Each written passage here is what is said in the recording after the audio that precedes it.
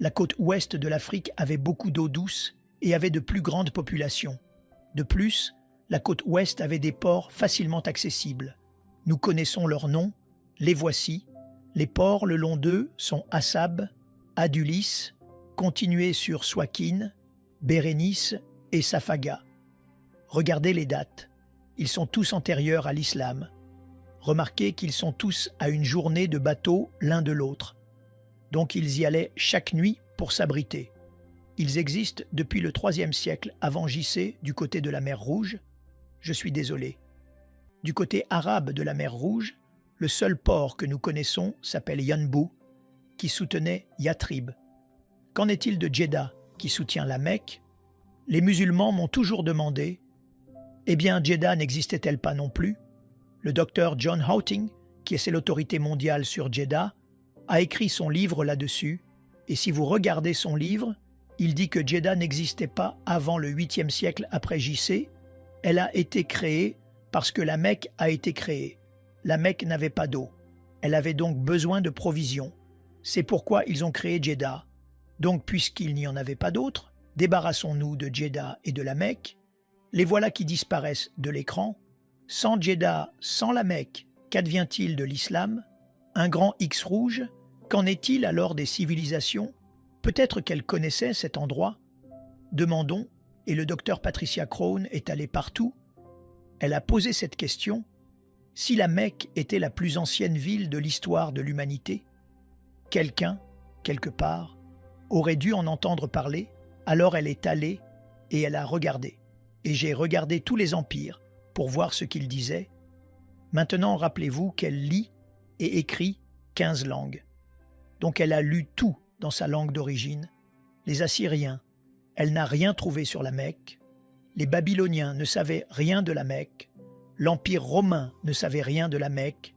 Les Perses non plus. Qu'en est-il de ceux qui en sont beaucoup plus proches, comme les Nabatéens? Ils ne savaient rien de la Mecque. Et les Sabéens ne savaient rien.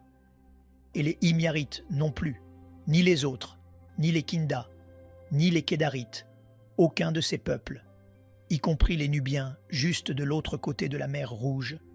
Aucun d'eux n'avait entendu parler de la Mecque, pas un mot, jusqu'au 8e siècle. Qu'est-ce que cela vous dit de la Mecque, les amis?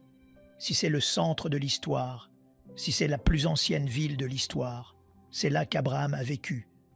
Si tout le commerce maintenant nord, sud, est, ouest y passe, pourquoi personne n'en avait entendu parler? Eh bien, qu'en est-il des autres villes qui se trouvaient dans cette région? Demandons et voyons si elles y sont. Car il y a beaucoup de villes dans cette région ou de villages. Pas vraiment de villes, ce sont des hameaux, et voyons si l'histoire les connaît. Regardons Najran, qui se trouve à environ 400 milles au sud. Une petite ville, mais Strabon en parle beaucoup. Pline l'Ancien en parle. Ptolémée en parle. Idrizi, tout cela, c'est bien connu.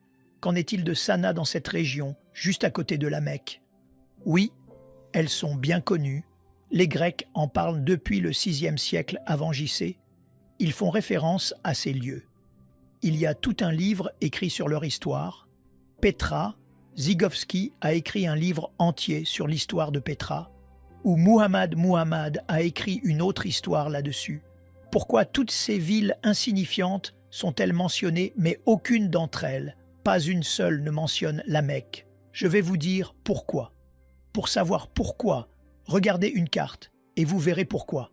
Regardez ces 4 cartes. Ce sont 4 images topographiques de l'Arabie.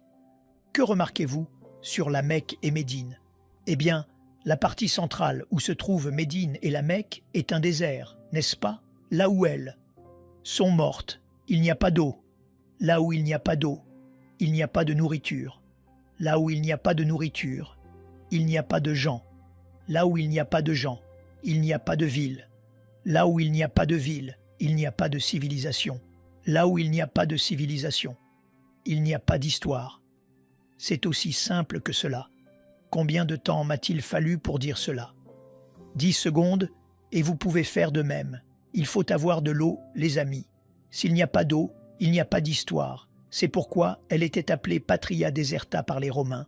Cela a toujours été un désert. C'est pourquoi aucun des prophètes n'aurait pu y venir. Personne n'en a jamais entendu parler. Tout comme Mars sans eau, cela ne vaut même pas la peine d'y aller. Mais nous devons y aller.